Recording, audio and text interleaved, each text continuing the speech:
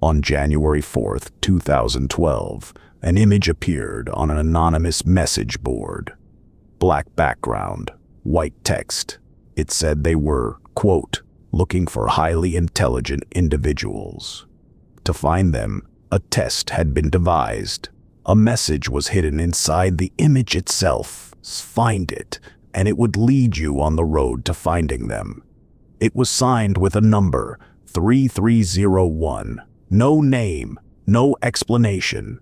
Most people scrolled past. The ones who didn't fell into the most elaborate puzzle in the history of the internet. And at the bottom of it, they found a book that has never been fully read. This is file number 2, The Recruiter. The skeptics assumed it was a prank. Then someone opened the image in a text editor and found a cipher hiding in the code. Solving it revealed another image, which hid a book code, which pointed to a specific poem, which decoded into a phone number.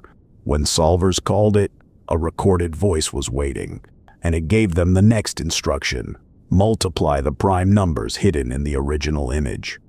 The layers kept going down: steganography, number theory, medieval literature, a trail built by someone who knew exactly how each community of the internet thinks, and stayed 3 steps ahead of all of them at once. Then the puzzle did something no internet mystery had ever done. It left the internet. Coordinates appeared, and they pointed to physical locations, lampposts and signposts in 14 cities across 3 continents: Warsaw, Sydney, Seoul, Paris, Dallas, Miami. Taped to each one, a printed poster bearing the image of a cicada and a code leading deeper. Think about what that means.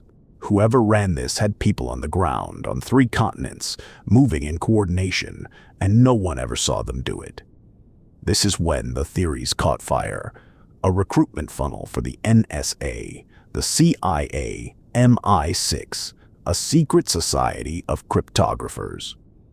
The United States Navy never claimed the puzzle, but 2 years later, it released its own recruiting challenge openly modeled on Cicada. Whoever it was, the professionals were taking notes. A handful of solvers made it through everything. What waited at the end was a hidden website on the dark web and a questionnaire. Those who passed were invited inside. One of them, a teenager named Marcus Warner, later described being asked to build tools for privacy and anonymity. And then, the winners went quiet. Almost all of them, almost completely. The few statements that exist describe a group obsessed with one idea: that privacy is sacred, and that the right people had to be found before they could be told. Anything else, whatever the inside actually looked like, nobody who saw it has drawn a map. In 2014, the final puzzle appeared, and with it came the book, the Liber Primus, first book, 75 pages, written entirely in Anglo-Saxon runes, encrypted page by page, with methods that keep changing. The pages that have been cracked read like scripture from a religion that doesn't exist yet. One decrypted line instructs the reader to believe nothing from the book except what they can test for themselves. And then the pages stop giving up their secrets. For over a decade, a community of cryptographers, mathematicians, and obsessives has thrown everything at the remaining pages: custom software, statistical analysis, machine learning. The runes do not move. In April 2017, a final signed message from Cicada appeared, confirming only one thing: everything unsigned was fake.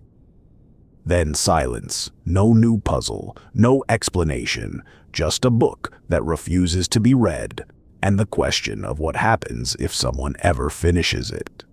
14 cities, 3 continents, 1 unread book. The recruiter never told us what it was hiring for. Most files in this archive stay dark like that.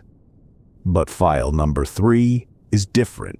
In 1984, someone in Germany held a tape recorder up to the radio and captured a song.